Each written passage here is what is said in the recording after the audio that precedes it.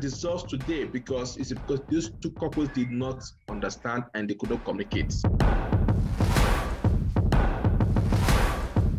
Finance is another issue that can lead to the decision of marriage. I've seen men that don't care about what their wife makes, and then tomorrow they die suicide because they want to be the man. Then why is your wife together? Why are you guys Christian?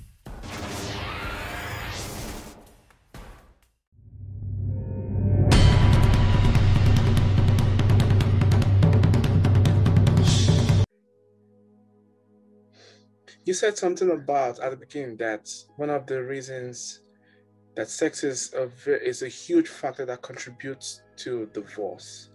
Are there any other things that contribute towards divorce?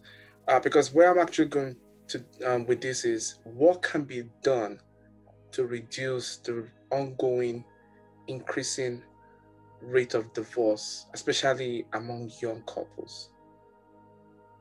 Well, there are several factors that can lead to divorce. A lot of them. I think there are 10 factors based on one of the that I did recently, but I think I can only give you 2 or 3 that is coming up to my head right now. But I have to check I have it on my stuff, okay? But let me just put it right there. Adultery, okay, which you can put as sex, okay? That is the number 1 point. When they say the marriage has broken down irretrievably, that is one. Finance is another issue that can lead to the decision of marriage, because trust me, no matter how a lady loves you, okay? So these are the 2 main topics that I can give you on the top of my head right now: adultery and finance. And then again, I can give you another one again, which is communication. That's I would say communication is one of the major part of it, okay? Because guess what? Every marriage that dissolves today because these 2 couples did not understand and they could not communicate. Because if you're married, there's a word you can use for your partner. Even though both of you reconcile today and that word has gone out, it will live with your partner, either as a man or as a woman. So there are words that you should try not to put out there because words are so sensitive. Especially when you have a sensitive partner, the words will be there. It will always re-echo. So when communication is lacking in a marriage, that is when conflicts arises because both of you are not able to work on those, agree on a particular line of thought. That is why most people will say communication is everything in marriage. Once you communicate rightly to your partner, you understand his or her body language. You understand the personalities. You understand with money, even with the money issue.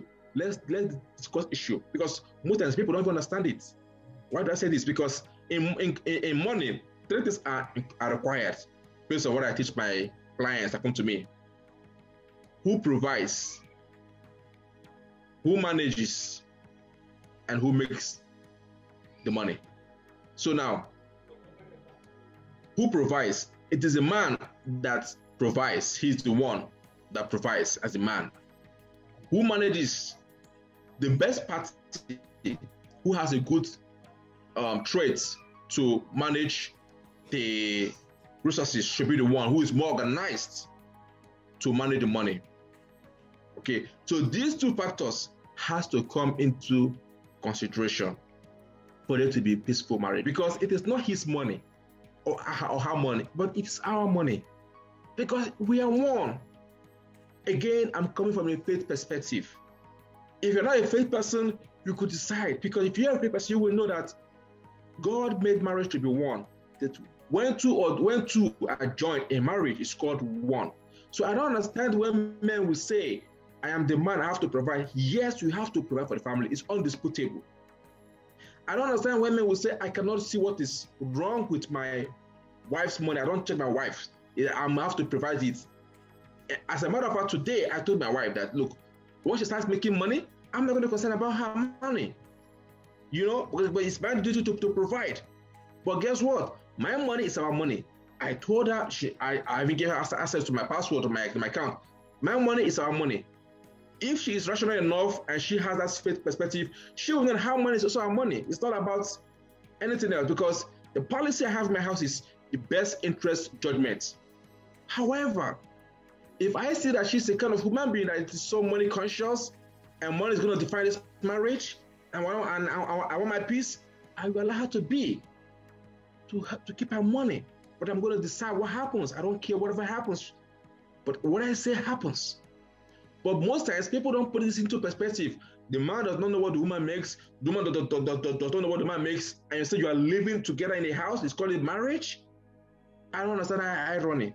I've seen men that don't care about what their wife makes. And then tomorrow they die, suicide, because they want to be the man. Then why is your wife together? Why are you guys Christian? So people need to define their lifestyle. That is why communication is very, very important. Even though I make the money in my house, I am going to decide with my wife what's of the best interest for us. Because you have to be honest in marriage. It's hard, but you just have to. You know, most times people don't spell this out. They had one thing, It does not make sense. And you're living together. It does not. This is joint something. It's joint. It's for life. So communication is very important. Even in conflicts, it's very important. In expectations, it's important. You have to communicate.